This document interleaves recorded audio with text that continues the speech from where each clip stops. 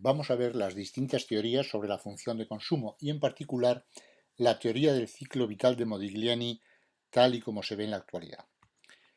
Está claro que el consumo está en el mismo centro del análisis económico.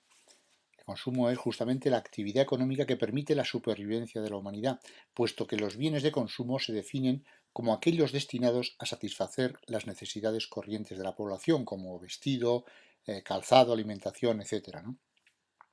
A nivel macroeconómico, el consumo es, con mucho, la parte más importante del PIB.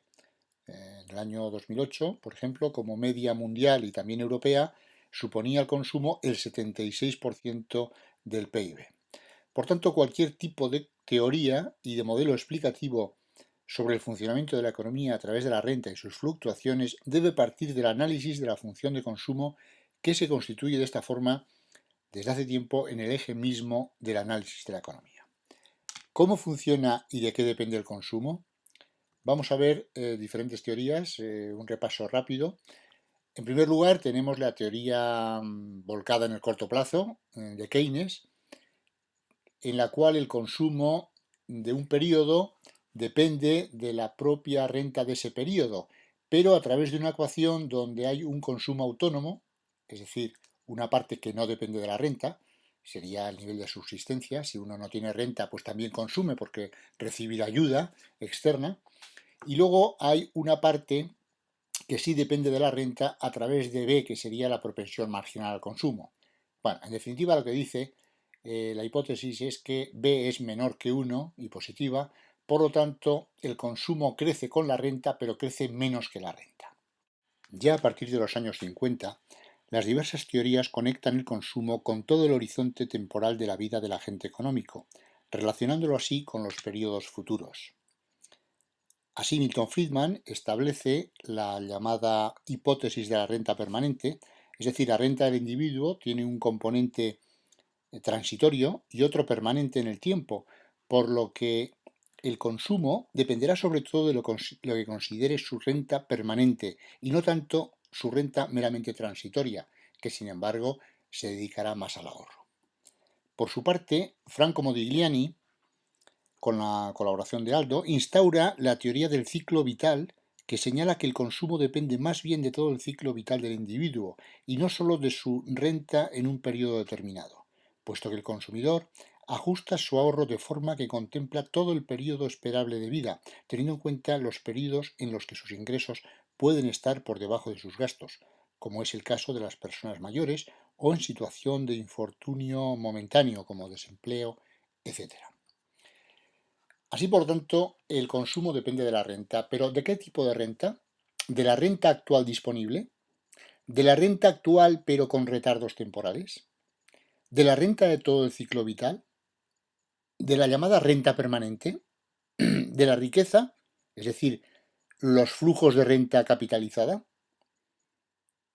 Bien, esto es lo que vamos a ver. En principio, consideraremos que el consumo es una función creciente de la renta actual del agente económico, pero también de su riqueza, que a su vez está formada por dos componentes. Por una parte, el capital humano, es decir, el valor actual de los flujos de renta laboral esperados después de impuestos, y el capital físico y financiero, incluyendo el inmobiliario.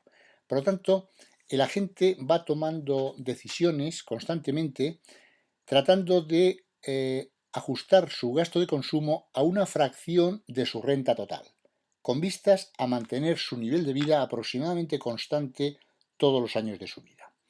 Una divulgación de la teoría del ciclo vital de Modigliani, aunque él nunca expuso este gráfico, sino otro que veremos después, trataría de explicarlo de forma muy simplificada de la siguiente forma. Aquí tendríamos los periodos de vida activa del individuo y aquí tendríamos pues, los flujos de renta, consumo, etc., ¿no? Por lo tanto, la renta sigue aproximadamente a lo largo de su vida activa esta trayectoria.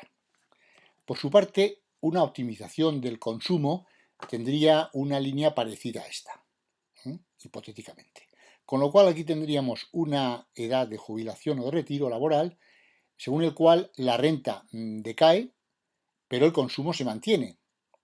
Si el individuo cubre su periodo vital sin dejar herencia, nos encontraríamos con que hay un periodo de ahorro neto, está en verde, y un periodo neto de desahorro. En el principio de su vida activa pediría prestado y al final desahorraría.